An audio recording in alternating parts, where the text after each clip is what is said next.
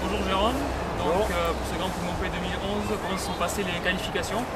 Eh bien, ça s'est plutôt bien passé en fait, des très très bonnes qualifications, des bons essais libres hier soir.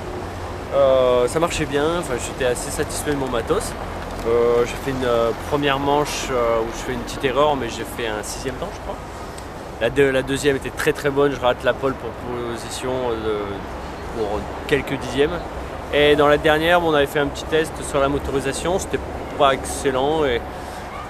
Bon, je fais quand même, je dois finir 5 ou 6 de la manche. Bon, bref, voilà, j'ai globalement des bonnes qualifs. Je suis 6e au général, c'était très serré. Donc, mais bon, pour un premier rendez-vous international avec les pilotes qu'il y a là. Voilà, il y a du monde. Enfin là, ça rigolait pas aujourd'hui sur la piste. Donc je suis très très très satisfait, on va dire. C'est un bon début de saison, on va dire. Voilà. Nickel.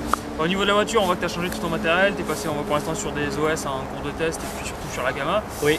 Au niveau de la voiture, c'est à peu près ce que tout le monde peut trouver ou au niveau des bases de réglage, ça a bien évolué pour rapport à la compétition aujourd'hui? Oui, ben là c'est donc maintenant pour décrire un petit peu les choses, j'utilise en fait la Agama Evo 8.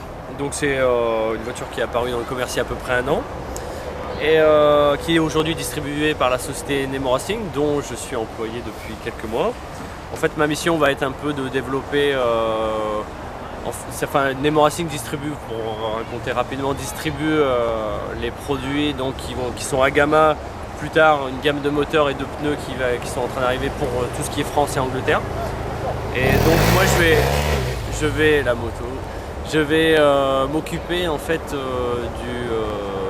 de la distribution et du suivi clientèle et technique pour tout le secteur français et belge. Voilà. Le support technique. Exactement, enfin les deux, c'est moi je vais être en contact avec les magasins pour essayer d'améliorer la distribution des produits en France. Et puis en même temps une petite mission technique pour développer cette voiture et la faire avancer les choses, on va dire. Okay. Donc j'utilise, niveau pneus, ça sera les pneus VP Pro, dont j'utilise déjà les nouveaux prototypes qui sont là actuellement le Blade Evo, référence 809. Donc hier j'utilisais le Grips qui est aussi également très performant. Et niveau moteur, donc on est en train de travailler sur une motorisation qui devrait arriver, on va dire, courant avril ou mai.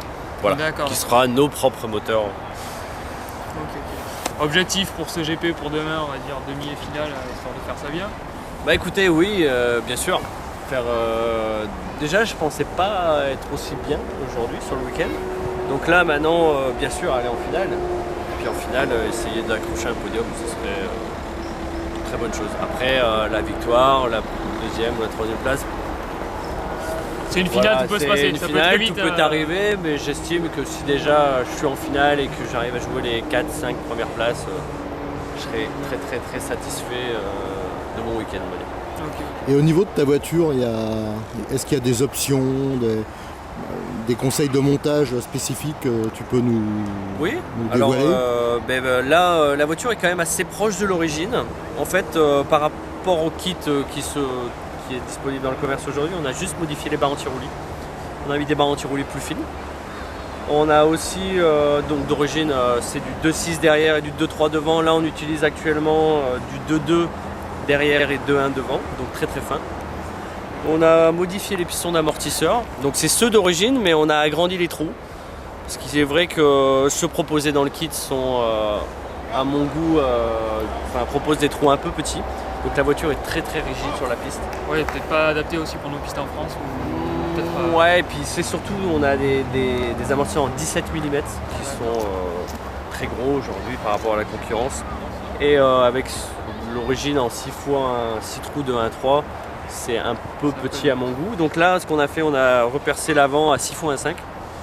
Et l'arrière, on a fait un mix je voulais avoir un peu moins de section de passage sur l'arrière, donc on a fait 3 x 1.5 plus 3 x 1.3. On a repercé un trou sur deux. Voilà, sorti de ça, qu'avons-nous fait?